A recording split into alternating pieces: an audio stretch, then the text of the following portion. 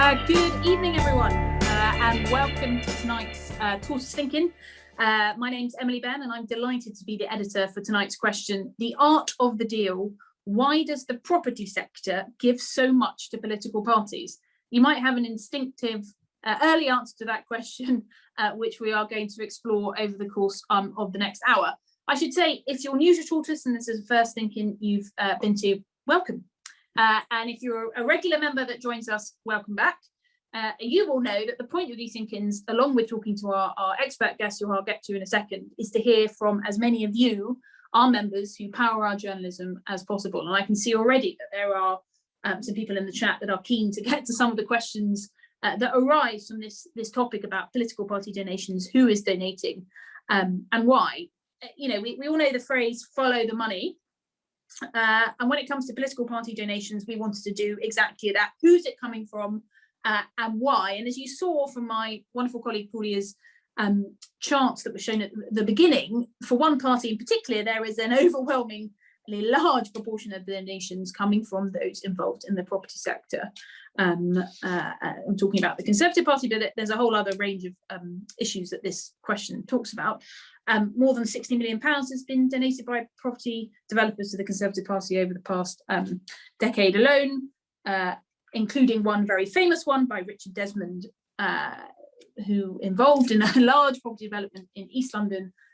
That decision was made by a relevant minister that he had spoken to and texted. We probably all know that story. But so what is it about our property and planning sectors that attract so much political cash?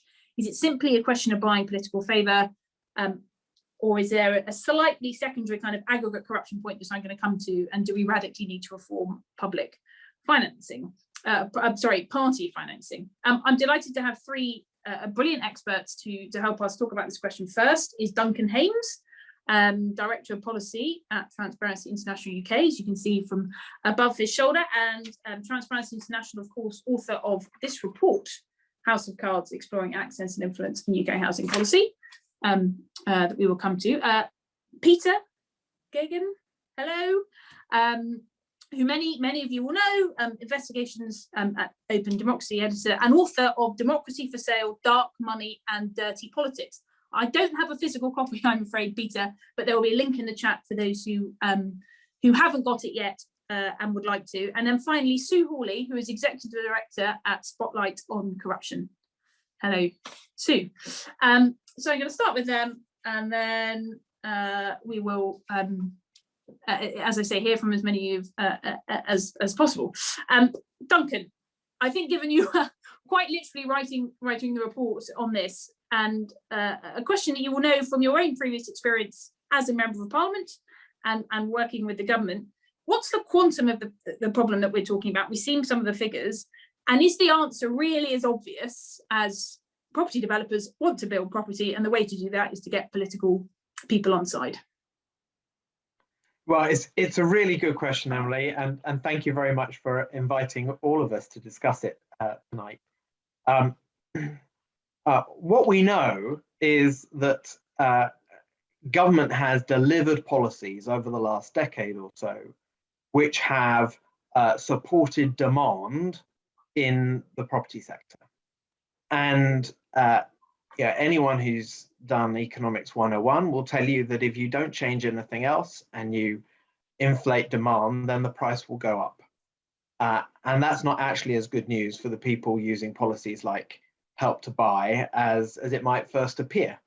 But it is certainly good news if you're in the business of selling that now price supported product in the case of new homes. So whatever might be people's expectations before any of these conversations start, I think we know that major property developers have benefited very substantially from very sizable financial commitments in terms of national public policy. And it's right that we should ask, how do we end up with a policy that is so skewed in that direction when all of the narrative about it is actually about how we ought to be trying to help other people that are priced out of our housing market? Interestingly, we we published in a more user-friendly format information released by the government on who gets to meet with government ministers. And it's very clear that those in the private rented sector have very little access to policymakers in this country. They are not represented in any significant number in any of the meetings which take place. And yet, as we know, substantial party donors do get access to ministers, and that includes, for example, members of the advisory group that has currently recently been established of donors to the Conservative Party. So at the same time as skewed public policy, we also have skewed access, whereby a very significant number of people that are living in the private rented sector who are suffering the consequences of a housing market that does only serve the interests of part of the population are not getting the kind of access that we see those involved in this sector enjoying. You mentioned the Richard Desmond case. I think it's an interesting case because it illustrates something quite transactional about the outlook of some party donors. And you mentioned I'm a recovering politician myself. Politicians, I think, like to believe that they aren't giving anything to those that are giving them funds. But it's very clear that some of those that are engaging in this activity at the donor end do believe that they're getting something in return. And there are plenty of people who will support that impression, even if our politicians are in denial. There was a piece in the Times earlier this month from Claire Foge in which she talked about the number of policy no-go areas created as she's a former Conservative speechwriter, worked closely with senior government ministers in government some years ago. She talks about policy no-go areas created by small groups of people who the politicians are having to repeatedly spend time with in the course of political activities.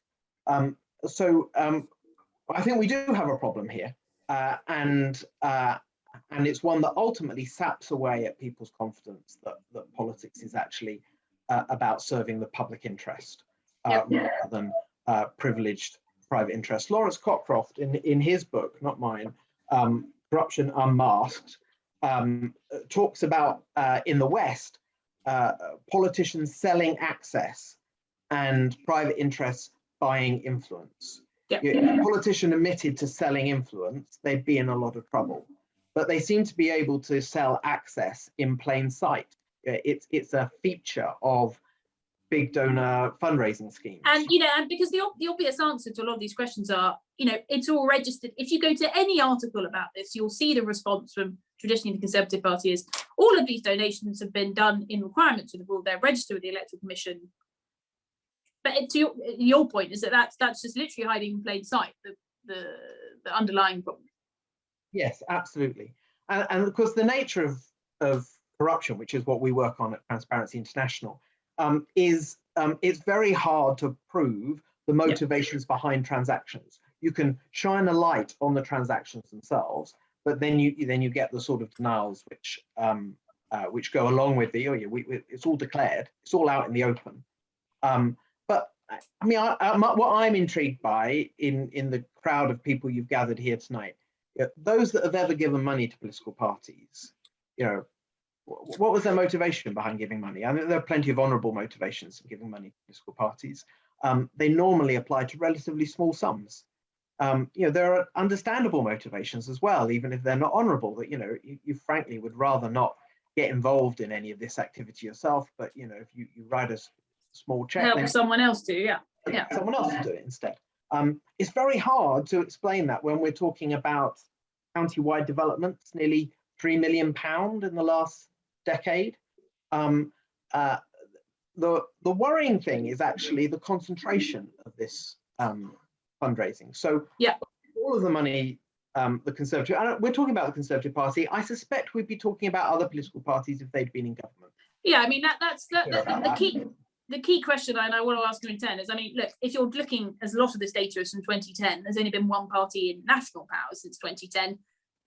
I want to ask all three a question in turn, whether is this just as simple as you obviously donate to the party in power, or are there other reasons why the property sector is so, are there other kind of political reasons why the property sector is so tied to the Conservative Party? Just a data point on how tied it is. 9% of all declarable funds the Conservative Party has raised in the last 12 years have come from donors with clear interests in the property sector.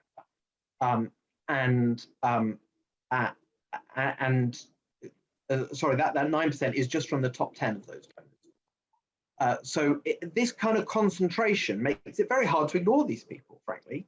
I think it's fair, well, it speaks to the motivations again. If we thought that people giving large sums of money to British politics was kind of born out of eccentricity, or people who had more money than they knew what to do with, then you might expect it to end up in multiple locations.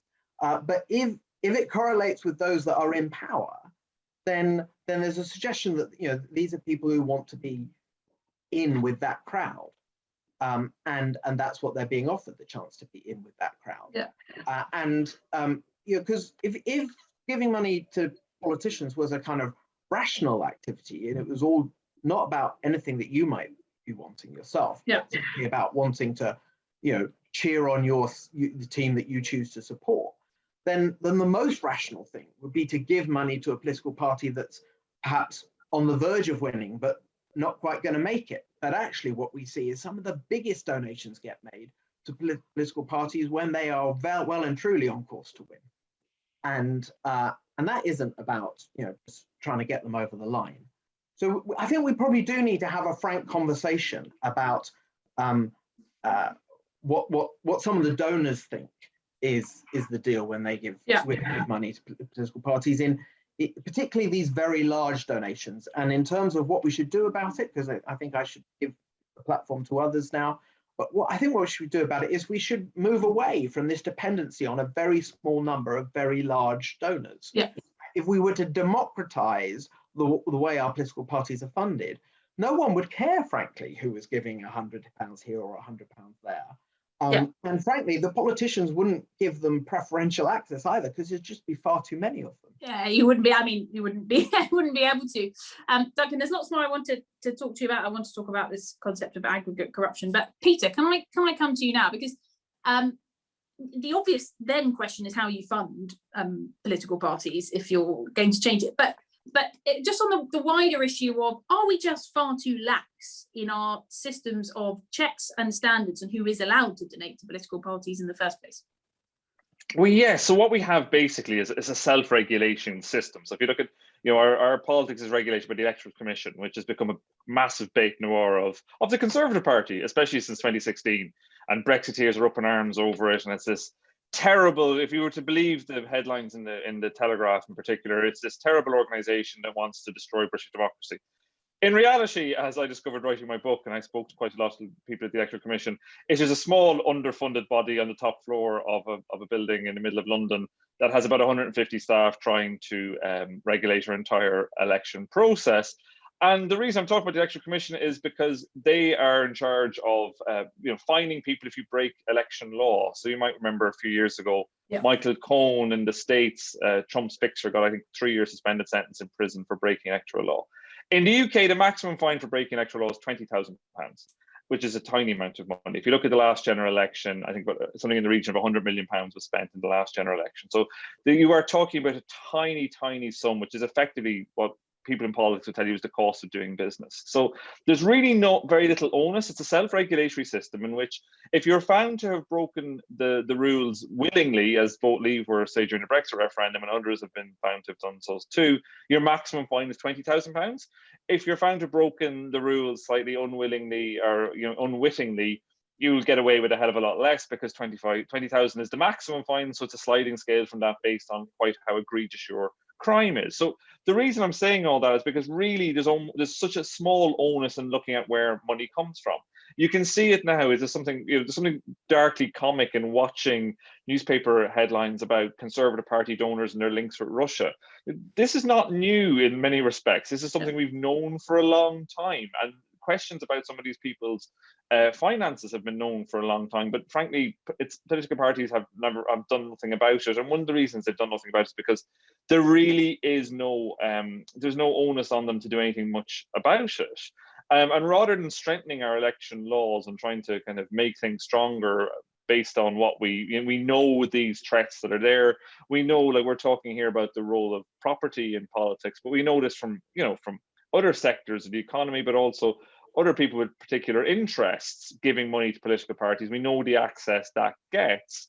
But rather than kind of addressing that and trying to strengthening our election laws, we have an election bill going through Parliament which does really none of those things. So I think it's a very it's a system within which we have left it to self-regulation, a bit like banking. It hasn't worked. Surprise, surprise, politicians aren't particularly good at regulating what comes in the door to them, because our politics runs on private money primarily. And you asked that question about why is it the Conservatives so much? One of the reasons is quite simply the Conservative Party run on private money more than other political parties and more than its biggest rival, the Labour Party.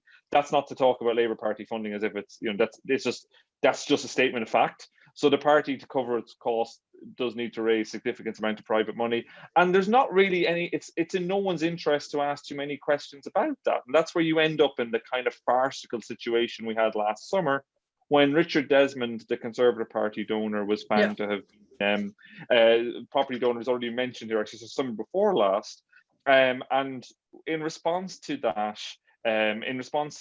when that had happened, Nadine Zahawi, who then was a minister in the government, was asked on the Today programme about this case, and he said, what's the problem here? There's no problem here. Anybody can go and pay £8,000, and they too can go and sit next to a minister of the Conservative Party fundraiser. Yeah. So what we basically end up doing is, ingraining this system where access to politicians is bought and sold as part of how we do politics. Yeah, the cash for access rather than cash for actual decision making. The thing I'm interested in is why property. I mean, obviously there's an underlying political issue, the role of housing in the British economy and the role of housing in British politics, which differs from some other countries. I mean, it's worth stating that, let's say in the last 12 years, real wages have had a disastrous 10 years, right? The average house price in Britain has doubled in the last 10 years. So you're talking about something that there's a real kind of underlying issue here about the role of housing. But it's interesting that the size of property donations compared to even, let's say, financial services, which also make up a tremendous part in the British economy, it's property that, and I guess that leads to my kind of next point of what I want to talk about, was the role of kind of local politics and local councils, which are also equally susceptible to, given that they are in many cases literally deciding the planning rules, etc. This is not just a National Conservative Party problem. No, it isn't actually. And full disclosure, actually, we're currently doing some work at OpenDemocracy on this issue, which has been funded by Transparency International. So full disclosure on all of these things from my end too, and is looking at local property and politics in London. And we are seeing a lot of these same issues. They are not necessarily, not necessarily always a national issue, and sometimes actually quite the opposite. One reason you might posit this is that property is one area where very, very, very significant amounts of money can be made by changes at a very local level. Often if you are talking about lobbying government, central government, you are looking for quite high-end policy shifts at a national level. We saw that recently, say, with Alexander Temerko, one of the guys behind Aquin, who was trying to build a superconductor between France and England. Yeah, that was turned down, and he was excoriating about various government ministers, and that was a ministerial level policy decision. What you can see with property is a lot of property decisions are taken at a more local level. So there is a huge, and small property decisions, or small decisions around things like local plans, for example, which can sound a bit dull and recondite, can have massive financial implications. And so there's a lot more at stake at a local level, as well as at a national level. So there's a wider national conversation, but it's striking how kind of implicated and imbricated property in the property sector is in local politics and local government in the United Kingdom. And you know, it is something that really is striking when you look at the data.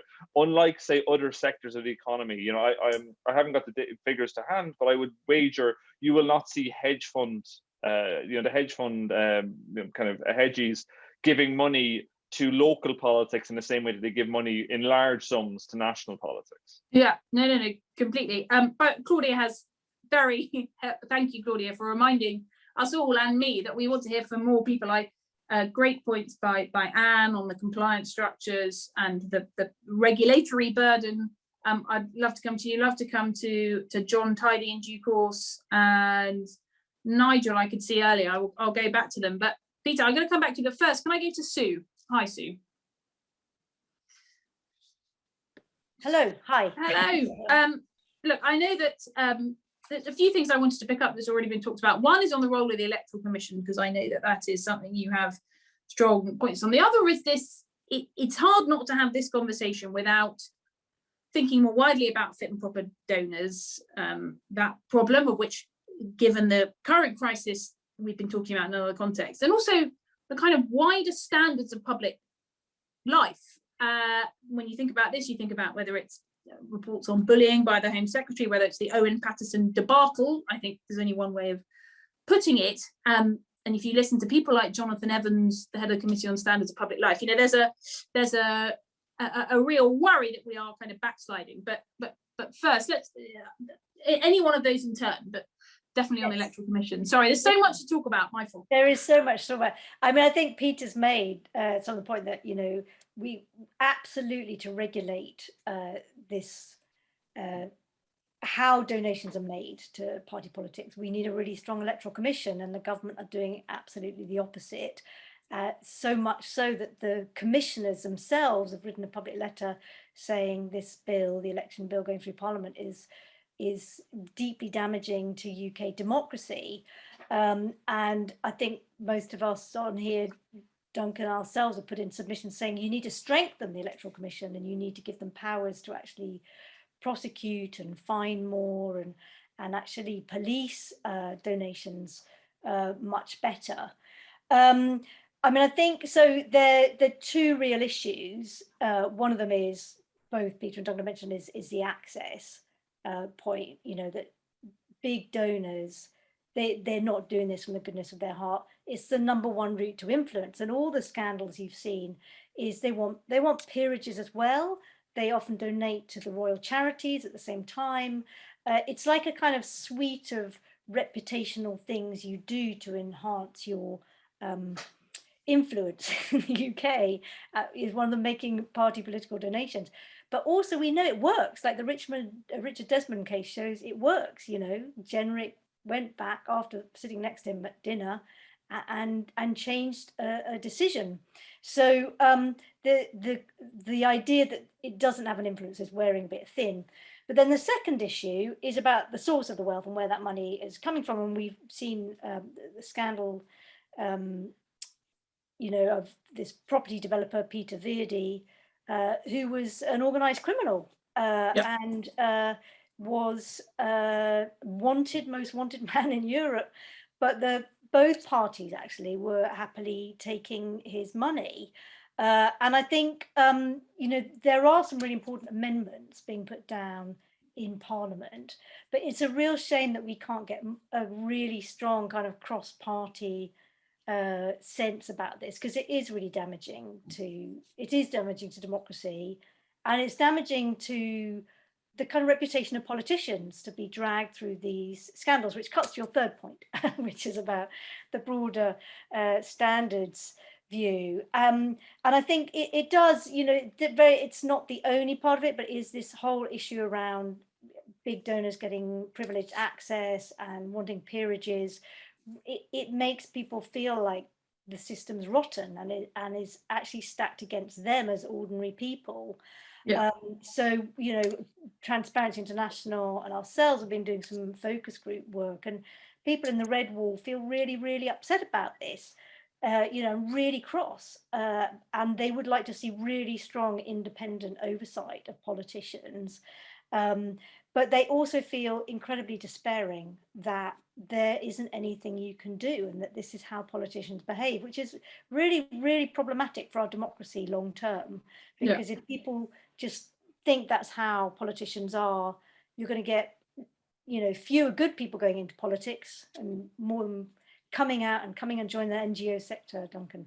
But there's a real issue that, you know, how do you make sure that, there are plenty of really great MPs whose reputation is frankly being trashed by these scandals. You said you've been doing some focus groups that may not have come up. Do you think people will be willing to have state funding of political parties?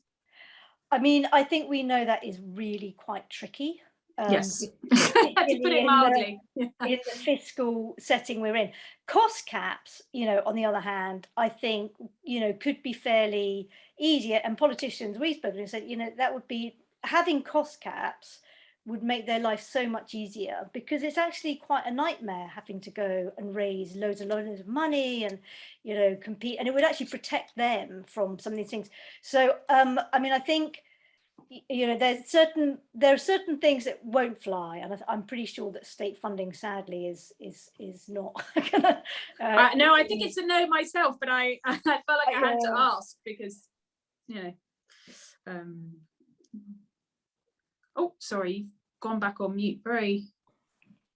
I think it would be particularly difficult because of the reputational kind of, you know, people are like, why should my taxes be going towards these politicians who are, you know, aren't behaving well? So I think you definitely couldn't do it without some very serious upgrades in, you know, the kind of systems for holding politicians to account. But I mean, I think also a point Duncan made is really important, which is that, you know, when you are, you know, this is partly about the Conservative Party and a bit of a lack of disregard, frankly, I think we're seeing of, you know, whether these rules matter to and apply to them. But we also know, and this is why these people in the focus groups feel very distrusting of politicians, is we saw it under Tony Blair. You know, we saw big donors, we saw the Hinduja brothers getting privileged access with their passports, we saw Bernie Ecclestone looking like, and actually F1, if they had done what someone suggested back then, which was create an office of ministerial ethics, as recently emerged, you know, that might have been a very powerful thing to do. But I think caps are probably going to be more realistic, but you know, it's building the political appetite, and you know, as soon as you have caps, and you know, you have caps for Labour as well on union donors, and so it becomes immediately a very big political question and a very, very big political argument, which is entirely part of the problem that we're coming to. Thank you, Sue. I will come back to you all, but I wanted to bring in some people, and please keep writing if I really want to hear from someone that has donated to political parties and why. But I think Nigel is around to speak.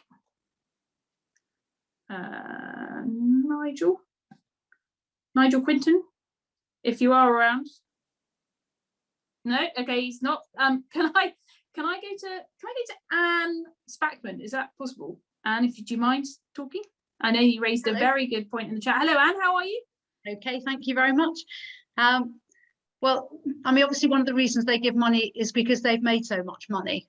And one of the great ironies of Richard Desmond giving £12,000 is it's like me giving 12p. I mean, it was nothing. It was absolutely nothing in terms of his kind of wealth. But the point I was just making in the chat is that we have seen the role of compliance come right across professions, and particularly financial services. And I used to be a property correspondent for years in my youth. And I think what we're seeing is that the commercial sector, particularly where that meets finance in areas like valuation, that is becoming much more, what's the right word really? It was much better oversight coming. It's much better watched. I mean, there is more compliance coming in there. It's in a different place, and culturally it tends to be different. What tends to happen more is in the residential sector. And I think they do it because they've got lots of money and they've had a couple of cracking years in the development industry, and it works, particularly with this government. So I think that there is, if we saw a property crash, we wouldn't see nearly so much of this going on.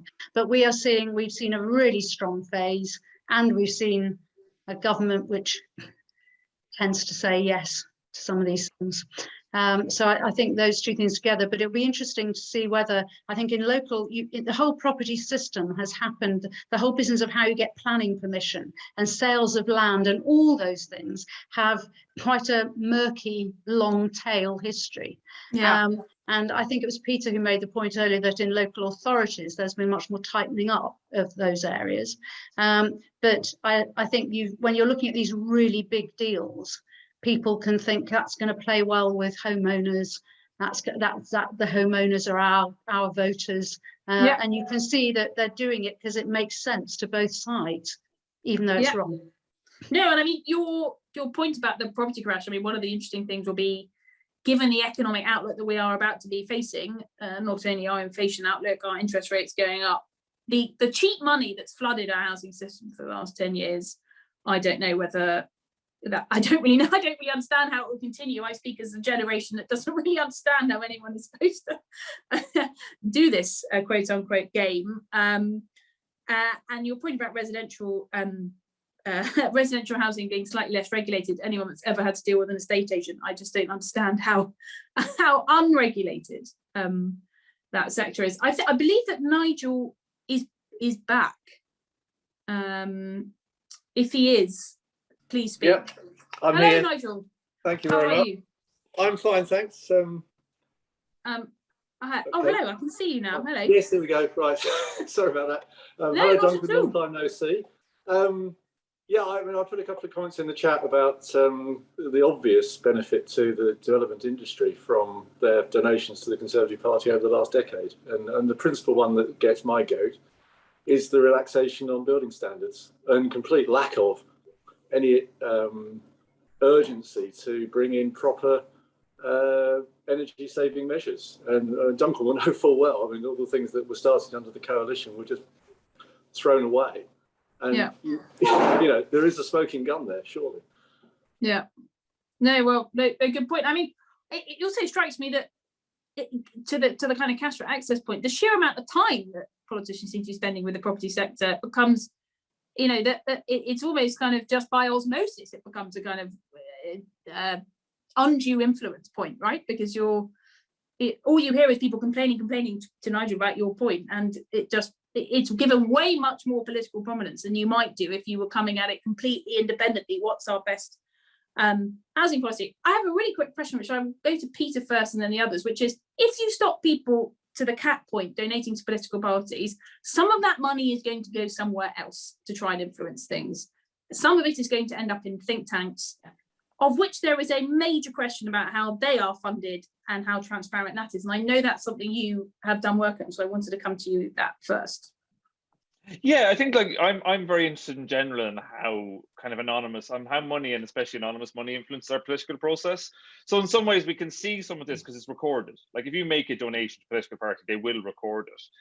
There's some loopholes. You can make donations to political parties through what are called unincorporated associations, and you know, and they are quite murky. And surprise, surprise, most of that money does go to the Conservative Party. And surprise, surprise, the elections bill, despite being about 100 pages long, doesn't do anything to address that.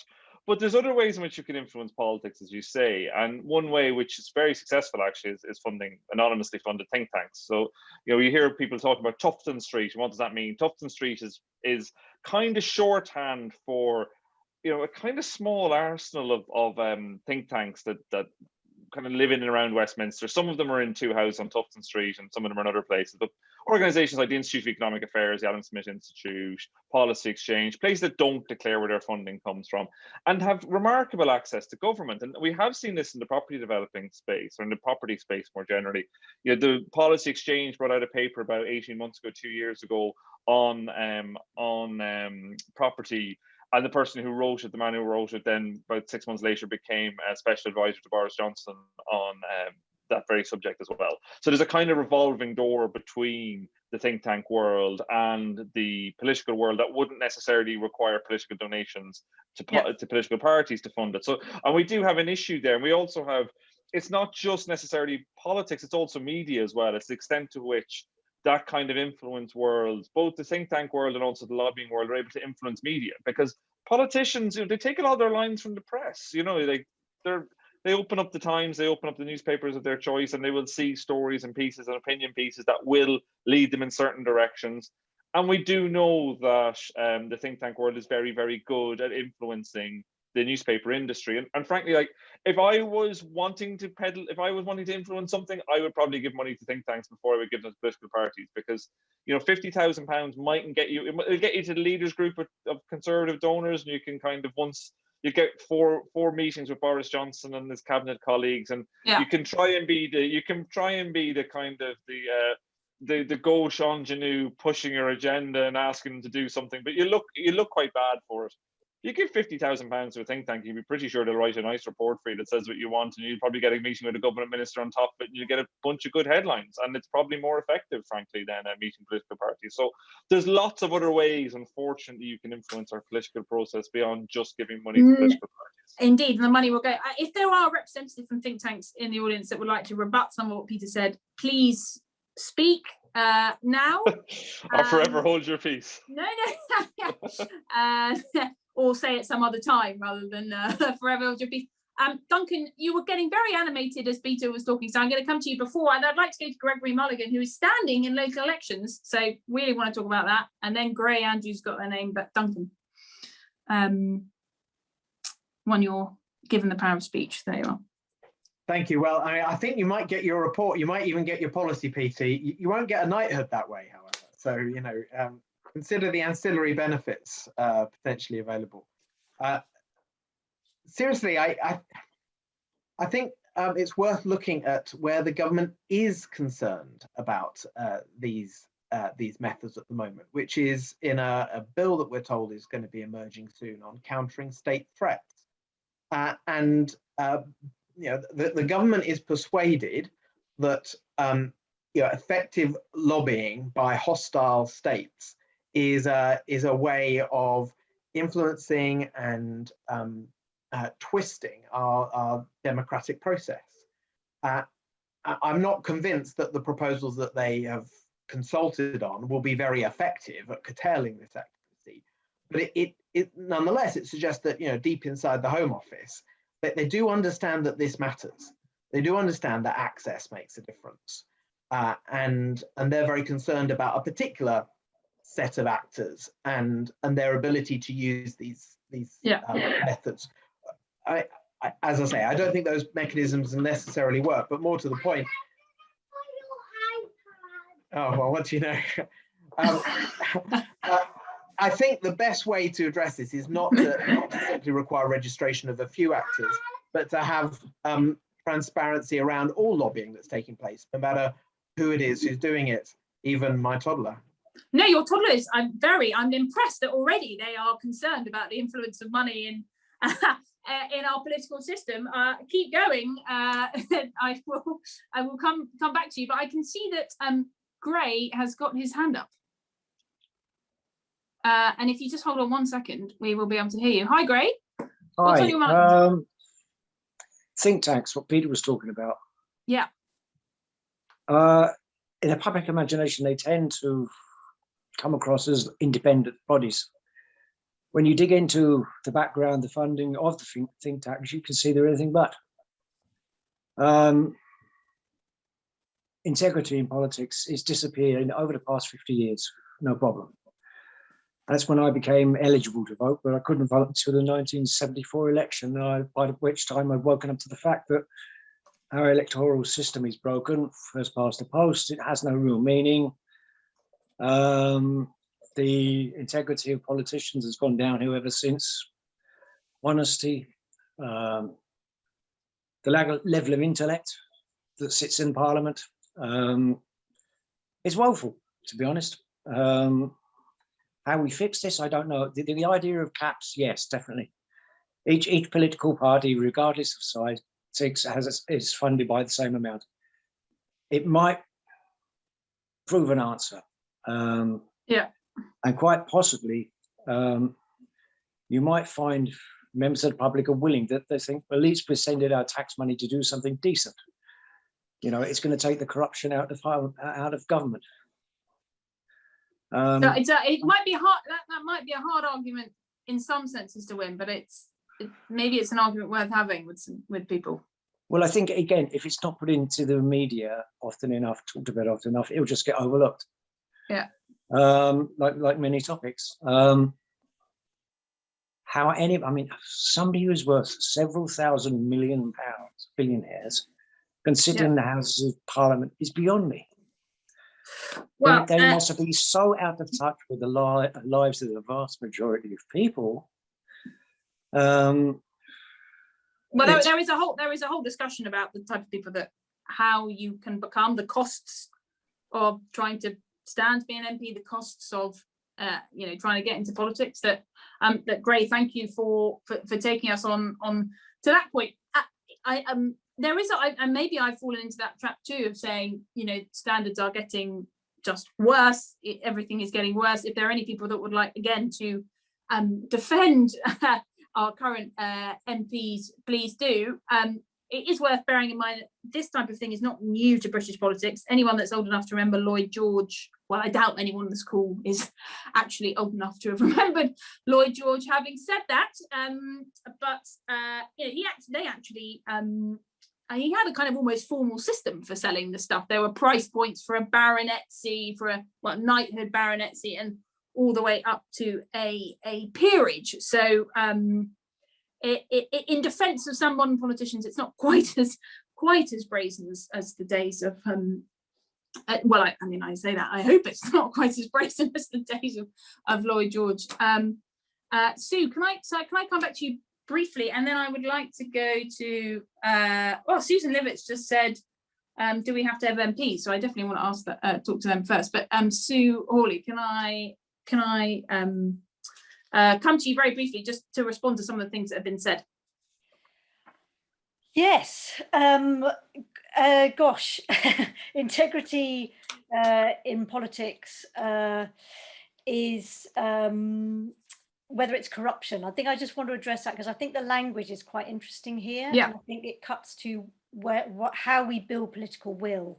Yeah. And I think the trouble is what we certainly found in the focus groups that Duncan and I both listened in on was that it's actually because people feel there's nothing they can do about it. It's not the top issue. So the NHS or the impact of Brexit will always be kind of beat the issue of integrity in politics. So it's really hard to make arguments that this should be prioritised above other things with those people. But the other thing that I think is important is the language we use. And what really came out clearly is people actually don't like the language of corruption because they immediately think, well, if you look at Nigeria or you look at Italy, that's corruption. What we have here is slightly different from that. So I think it's finding the language as well, and actually things like sleaze and abuse of power are much more powerful as language that kind of cuts home. But I guess it's how do we change it? And I'm just seeing that Susan Livett is saying funding citizens' assemblies. I mean, if there was a way of doing that around democracy, and there are some being done by actually the Constitution Unit, I think it's really powerful because I don't know if any of you saw on the BBC, there was a really good following of a citizens' assembly around the environment. And when people are engaged and they're really asked to think about things, then they come up with like really sensible, great solutions. And I think that was something that came out of our focus groups with the Red Wall is they just feel so disenfranchised and politicians are kind of taking the mick and don't listen to them. And it's often different for their local MP. So I think, I mean, I think we do need people who represent us in Parliament, but I think we need to find ways of increasing participation in politics as well. And I think that cuts to the key about the donations is it actually gives these people who've got the money more access than ordinary people to politicians. And it creates this imbalance of influence over decision making. And that's what we need to stop. Can I ask Duncan a very quick question? As someone who, your words, a recovering politician, I don't know if that's the phrase you want to be used, but it is, has that really, my always question is, has it really changed in the sense that if we were talking 15 years ago, would people have said the same thing about politicians? I mean, are they ever actually popular and trusted? Well, I think at any moment in time, people would probably say not. But one thing that we've observed in recent years is, and perhaps this is probably since Trump's election in the US, is that there's been a loss of shame. I mean, the problem with transparency as a solution is it suggests that, you know, if everything was brought out to the open, that the shame of, you know, some of these activities would be enough to stop it from happening. And a combination of perhaps people's low expectations of politicians and, you know, quite understandable need for them to be concentrating on other things means that it isn't enough to stop things from happening. So you know, I think there is a cultural challenge for us. You know, at the end of the day, you're never going to. It may be necessary to have the right incentives in place to curtail bad behavior in politics, but ultimately, what's going to establish a system of democratic public service that has integrity is one where you have the reinforcement of that becoming and being well established as the culture. Yeah. And that does rely on the individuals, but and how they hold each other accountable. And if you're not held accountable for some of these things, and you know, Owen Paterson very nearly wasn't held accountable. You know, there was a 3-line whip to try and ensure that he wasn't held accountable for whatever reasons people might have had. If power isn't held to account, you don't have that reinforcing of a culture of integrity, and the slide can be very fast. You know, I mean, to take Hungary, for example, you know, inside the European Union, take what happened in Malta. I don't think we should kid ourselves that somehow, you know, Britain would be immune from that kind of slide if people don't at some point, and to some extent it happened last November, say, hang on, you know, we need to call a halt to this. You know, this is going beyond the pale. No, the system is only strong if you are as the system that enforces it, right? It's only as strong as your enforcement system. And relying on a lot of self-regulation and quote unquote doing the right thing leaves you open to all sorts of secondary problems. Can I ask, just as you're with me, I was in preparation for this reading about, you know, there was a Westminster councillor who was given over 600 gifts, or 900 gifts, I think, over a 6-year period, the majority of which from property developers trying to get planning permission. There's the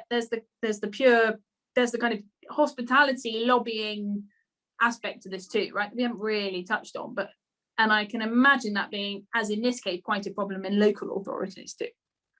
Yes, I posted a link in the chat to a report that we produced called Permission Accomplished, which was an assessment of the measures in place in I think it was 50 local authorities to protect against undue influence over local planning decisions. And one of the measures is a proper gifts and hospitality register, and actually policies around limits on gifts and hospitality.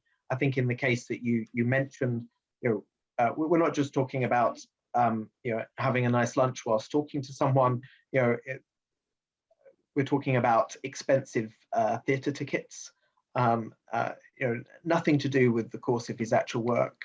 I mean, there is a very big property conference which takes place called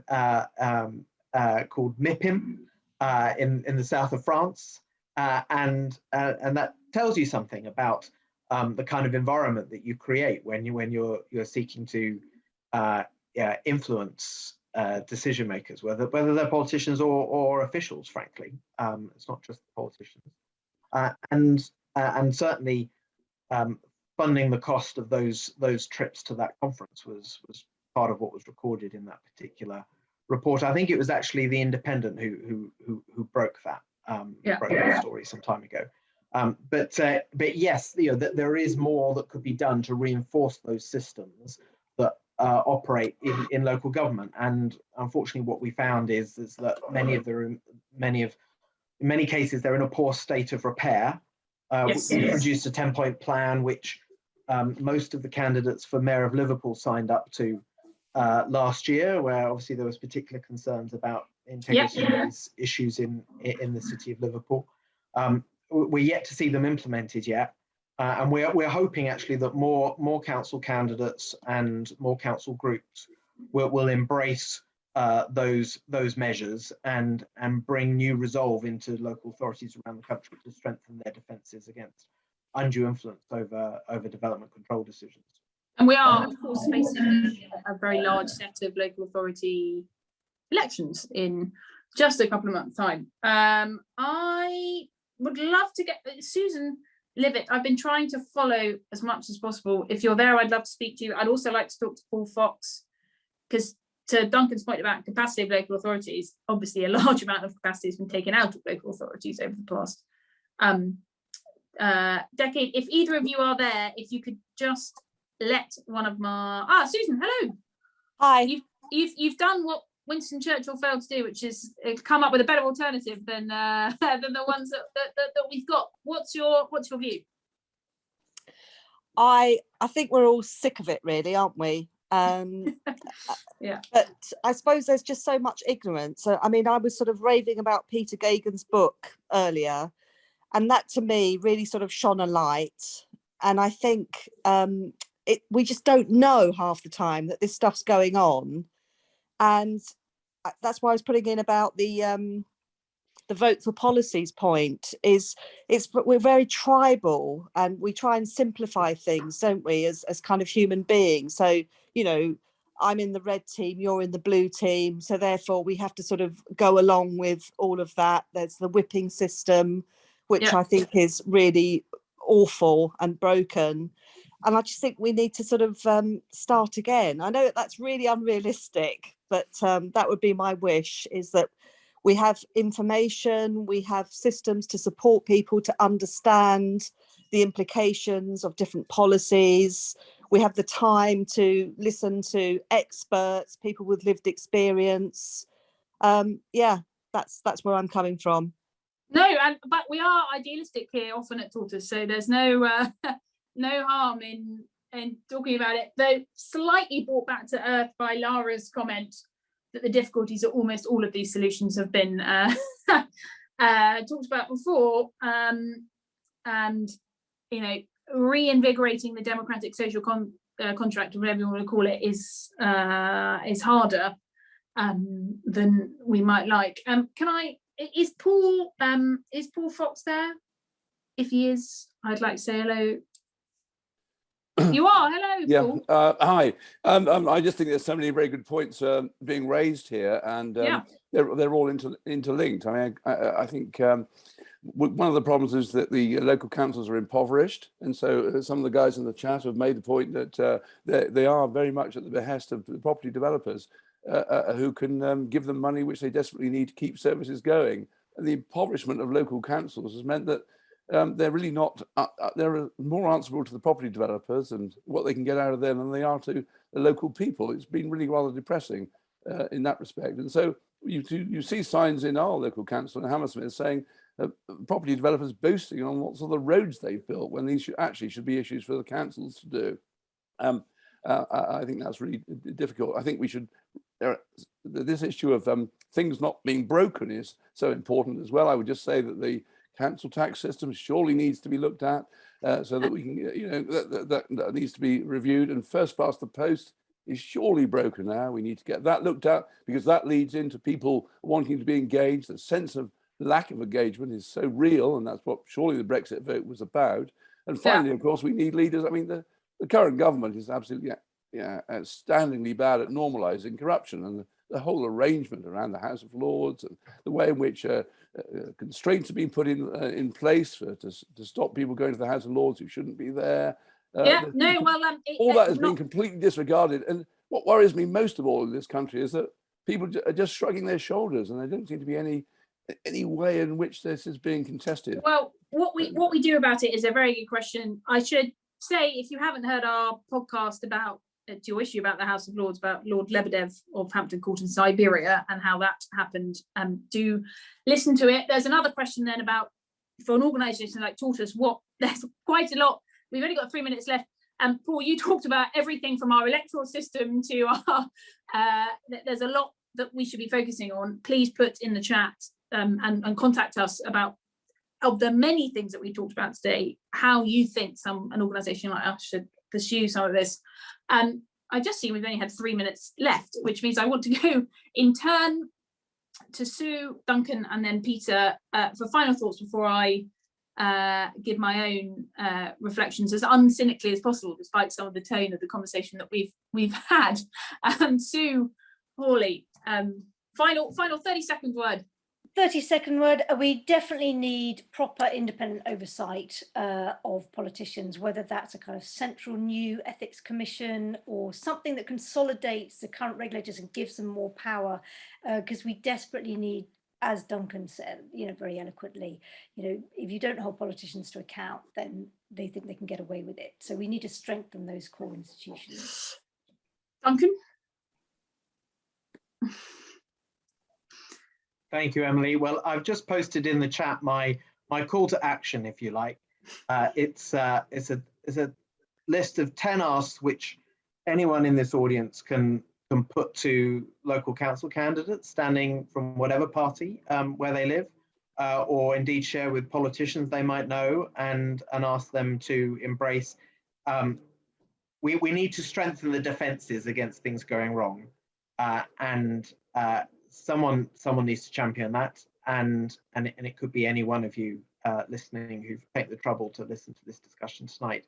And if anyone that you talk to wants to know more about how to do this themselves in their local council, please do point them in our direction. We'd be very glad to help. Thank you. Transparency International is there to help. Peter, final words.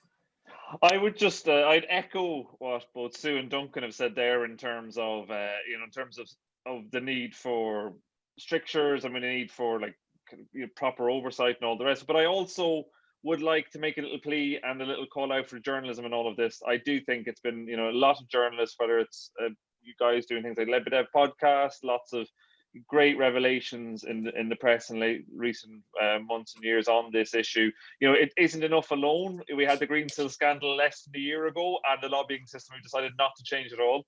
The government there's no change on second jobs either, but I do think it's important that journalists are celebrated and said, we just kind of put a bit of a pat on the back for journalists doing hard work and hard graft on this, because it's not always the easiest beat to cover. It's not always the sexiest beat to cover at times. You don't win a lot of plaudits from politicians. You don't win a lot of friends, and you probably mightn't even always influence that many people, but it is important. Thank you, Peter. It's bang on 7:30. The only things it's been fascinating how disproportionate compared to the economy and our system, how disproportionate the influence of the property, particularly residential, to Anne's point that is it an unregulated sector, full stop, a whole bunch of questions there.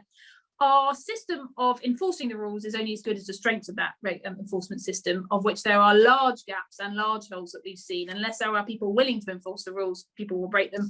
The final thing, we didn't get a chance to talk about it, about the number of kind of lobbying and meetings that people have had with housing ministers. Even in a very short space of time, people are going to see housing ministers.